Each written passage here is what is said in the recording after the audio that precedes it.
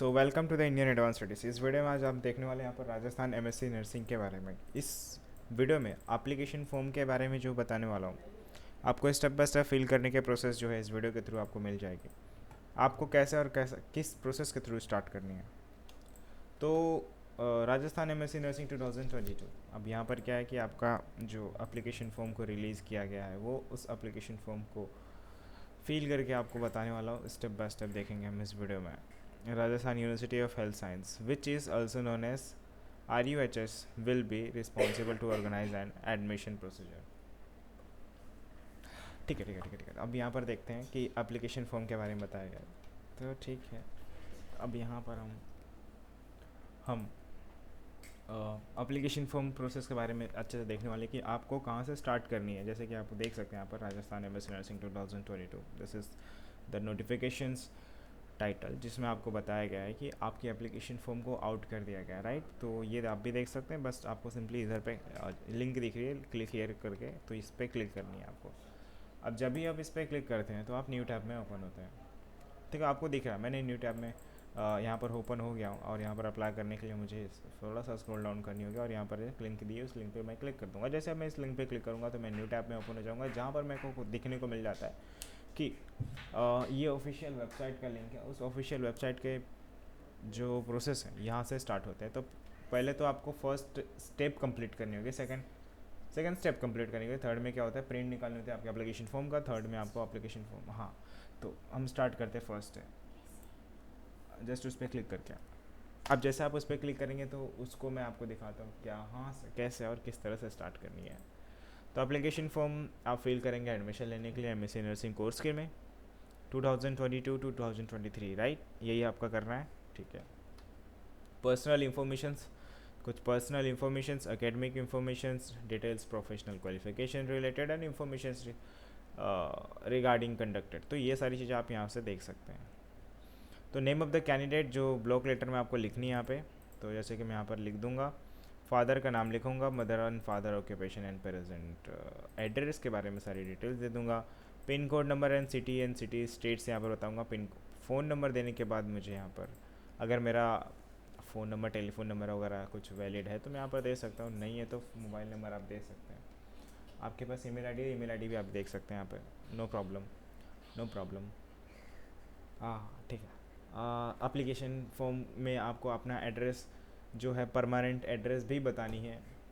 अगर आपका present address ही permanent address है तो आप यहाँ पर टिक कर सकते हैं, क्लिक दिस बॉक्स। हाँ, तो स्टेट, सिटी और डेट ऑफ बर्थ आपको सेलेक्ट करनी होती है। जैसे कि यहाँ पे देख सकते हैं डेट ऑफ बर्थ आपको दिख रहा है। तो इस टेबल में आपको ड्रॉप डाउन दिया जाता है, तो उसमें अपना डेट सेलेक्ट करनी है, मंथ सेलेक्ट करनी है। ओके, तो जैसे कि मेरा यहाँ पर 26 है तो 26 सेलेक्ट कर लूँगा। और यहाँ पर मंथ दिसंबर है, दिसंबर सेलेक्ट करके 2000 नहीं, ये 2090 की है। फिर उसके बाद स्टेट ऑफ डोमिसाइल सर्टिफिकेट आपका कहाँ का है, आप कहाँ के रहने वाले हैं वो यहाँ पर आप बताएंगे। गोवा के रहने वाले तो गोवा बता सकते हैं, महाराष्ट्र तो बिल्कुल नहीं। Permanent registration number with the state of council, RN। अब ये मतलब होता है कि आप उस स्टेट के रहने वाले हैं, ठीक है। तो उस स्टेट के रहने वाले तो आपके पास एक RN नंबर, मतलब एक डॉक्यूमेंट्स होती है, उस डॉक्यूमेंट्स में आपका RN नंबर होता है, वो होता रहेगा कुछ यहाँ पर। बट यहाँ पर आपको वैलिड डेट भी रहती है, जिसमें आपको डेट देखनी होती है, मंथ देखनी होती है, और डेट देख के मंथ देख करके आपको ये फिल कर देनी होती है। दो, ओके। फिर आप स्टेट फिल करेंगे।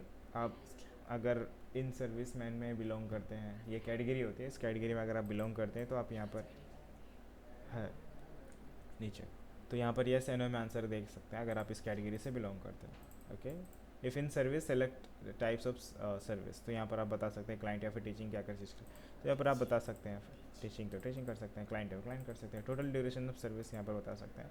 आपकी जेंडर क्या है, मेल या फीमेल, तो फीमेल है तो फीमेल कर सकते हैं। आप यहाँ पर बताएंगे कि कौन सी कैटेगरी है आपकी, ठीक है। तो जो भी आपके यहाँ पर आप सेलेक्ट कर सकते हैं, बहुत सारी कैटेगरीज यहाँ पर है। अगर आप EWS कैंडिडेट से बिलोंग करते हैं तो इकोनॉमिकली वीकर सेक्शंस, तो आप यहाँ पर नो या फिर एस में आंसर दे सकते हैं। एडिशनल कैटेगरीज यहाँ पर फिजिकल हैंडीकैप अगर हैं तो बताएं। अब बात करते हैं आपके एकेडमिक क्वालिफिकेशन की, जिसमें आपको मैट्रिक, हाई स्कूल एंड एक सेकेंडरी की डिटेल्स देनी होती है। आपके बोर्ड यूनिवर्सिटी का नाम बताएं पहले तो। आप किस बोर्ड यूनिवर्सिटी में कंप्लीट कर, लाइक मैंने यहाँ पर, ओके सॉरी गलती से हो गया। अब यहाँ पर मैं animal state board of secondary, ये अगर आपको कोई अदर जो मिल नहीं रहा होगा तो आप यहाँ पर टाइप कर सकते हैं, बट बाकी तो मेरा मिल गया तो मैं यहाँ पर सेलेक्ट कर लिया। डिवीज़न ग्रेड बताएं कि आपको कितना आया था, जैसे लाइक मेरा सेकेंड मार्क्स बताएं यहाँ पर। हाँ हाँ 75। अब यहाँ पर ईयर ऑफ पासिंग कौन सी ईयर में पास हुआ,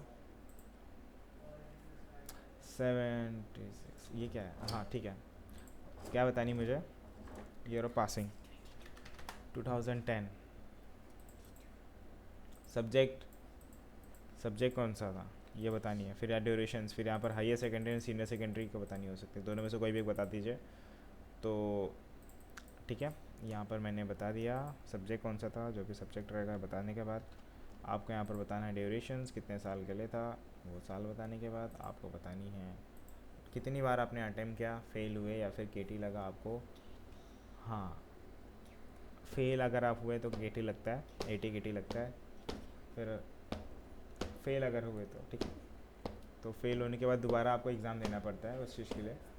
हाँ जैसे कि आपने एक बार कंप्लीट किया ठीक है, तो उसके बाद आपने एग्ज़ाम दिया और उस एग्ज़ाम में आपका फ़ेल हो गया ठीक है, रिज़ल्ट में आपके मार्क्स बहुत कम आए और फेल हो गए आप, तो आपको दोबारा एग्ज़ाम देना पड़ेगा अगर आपको क्वालिफाई करनी है तो ठीक है। तो उसका मतलब होता है दोबारा आपने दिया तो 2 बार अटैम्प्ट हुआ, तीसरी बार दिया तो 3 बार होगा, 4 बार तो 4 बार, इसमें लिमिटेड 10 बार ही है, 10 बार तक ही दिया। तो मैं नॉर्मली जो है एक सेलेक्ट कर लेता हूँ, आपने एक बार में पास हुए रहेंगे, हर बहुत सारे बच्चे होते हैं। आप नेम ऑफ द बोर्ड का नाम, तो जैसे कि आप ये हायर सेकेंडरी का दे रहा हूँ तो हायर सेकेंडरी में आप बोर्ड का नाम बता सकते हैं जिस बोर्ड में आपने दिया रहेगा। अब मैं शिफ्ट हो गया, अमीर आदमी बन गया तो कहाँ चला गया, गोवा चला गया, अब वहाँ पर हो गया तो अब गोवा से मैंने एग्ज़ाम दिया। ये होता है सब, हर एक घर में होता है। 10वीं तक आप कहीं और रहें, फिर 11th में कहीं और चले गए रहेंगे, हो सकता है चांसेस। या फिर अब आ, आ, क्या बोलते हैं उसे, हॉस्टल, हॉस्टल हो सकता है, हॉस्टल में आप रह रहे होंगे, ऐसा कुछ हो सकता है। लाइक डिवीज़न क्या था, division percentage of marks 87। Year of passing मतलब परसेंटेज ऑफ मार्क्स कुछ भी हो सकता है। अगर मैं तो जैसे 96 या फिर 90 जो भी आप करेगा मिनिमम, आप मुझे इतना आया रहेगा तो मैं यहाँ पे सेलेक्ट कर लिया ओके। अब कौन से ईयर मैंने कंप्लीट किया अपनी हायर क्वालिफिकेशंस, ओके सो यहाँ पर मैंने सेलेक्ट कर लिया। सब्जेक्ट जो भी रहा होगा मैं यहाँ पर कॉमर्स, क्या था, कॉमर्स। अब यहाँ पर ड्यूरेशंस ऑफ कोर्स यहाँ पर बताया गया है कि कितने साल का आपका था, 2 साल का, तो 2 साल बताएंगे। कितनी बार आपने अटैम्प्ट किया, एक ही बार, तो बस ऐसा ही आपको करना होता है। डिटेल्स ऑफ प्रोफेशनल्स क्या था आपका, क्वालिफाइंग एग्जामिनेशन यहाँ पर लिखा है, साफ साफ आपको देखने को मिल जाता है कि आप क्वालिफाइंग एग्ज़ाम कौन सा एग्ज़ाम क्वालिफाई किए, बीएससी नर्सिंग किया उसके बाद या फिर post basic nursing, BSc nursing किया। सेलेक्ट बोर्ड यूनिवर्सिटी, अब मेरे को बोर्ड यूनिवर्सिटी देना पड़ेगा किसी बड़े यूनिवर्सिटी में, जैसे कि ओके अब यहाँ पर मैं दिल्ली में शिफ्ट हो गया था तो दिल्ली से मैंने यहाँ पर एग्ज़ाम दिया। नेम ऑफ़ द एग्ज़ामिनेशन दूंगा यहाँ पर, जैसे कि मतलब नेम ऑफ़ द एग्ज़ामिनेशन से यहाँ पर नेम बतानी है और यहाँ पर मार्क्स बतानी है, यहाँ पर ऑप्टेन मार्क्स परसेंटेज बतानी है। तो एग्ज़ाम का जो भी आपने मतलब कौन सा एग्ज़ाम आपने आप दिया, बीएससी, बीएससी के बाद मैक्सिमम मार्क्स जैसे कि आपको 600 के लिए टोटल मार्क्स था और उसमें से आपको मिला 489, तो कितना मार्क्स हो गया 81, तो 81 मुझे मिला। मंथ ऑफ ईयर पासिंग कौन से मंथ में, ये कुछ जून में, हाँ उस समय कोविड था 2021। कितनी बार आपने अटेम्प्ट किया, एक बार अटेम्प्ट किया पास हो गया।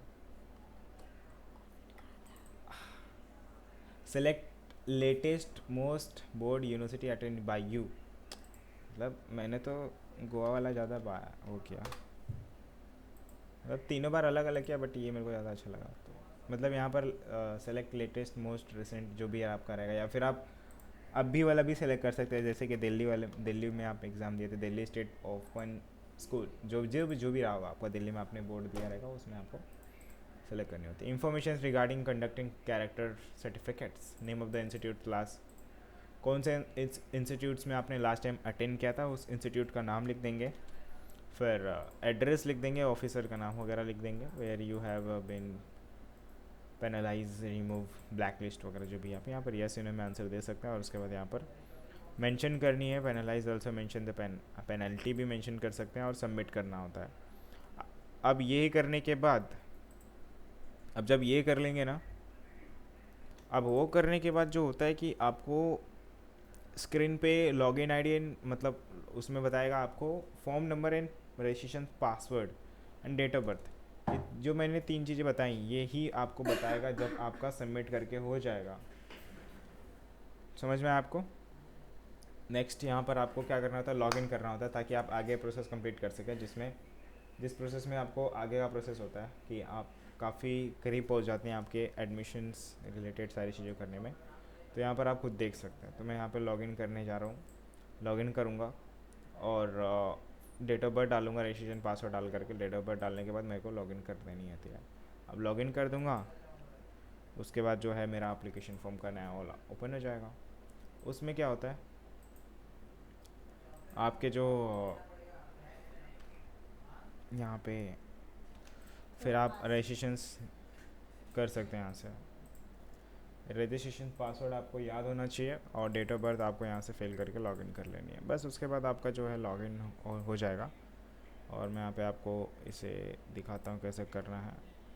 तो वो करने के बाद जो है आपको सेकंड पार्ट कंप्लीट होने के बाद प्रिंट एप्लीकेशन फॉर्म पे क्लिक कर देनी है। और जब आप इस प्रिंट एप्लीकेशन फॉर्म पे क्लिक करेंगे तो आपको यहाँ पर उसके लिए भी user ID and password, date of birth लगेगा। तो जिस वजह से आप क्या कर सकते हैं, अपना प्रिंट कर सकते हैं। और यहाँ पर अगर आपको पासवर्ड चाहिए, पासवर्ड नहीं है आपके पास, तो मतलब भूल गए या फिर जो भी है, आप फिर यहाँ पर क्या करेंगे, रिकवर रजिस्ट्रेशंस पे क्लिक करेंगे, जिस वजह से क्या होगा यहाँ पर आप अप्लाई कर सकेंगे। तो ये काफ़ी अच्छी बात है हर एक स्टूडेंट्स के लिए। अगर आपको कोई भी परेशानी, दिक्कत, डाउट होती है तो आप डेफिनेटली कमेंट कर सकते हैं।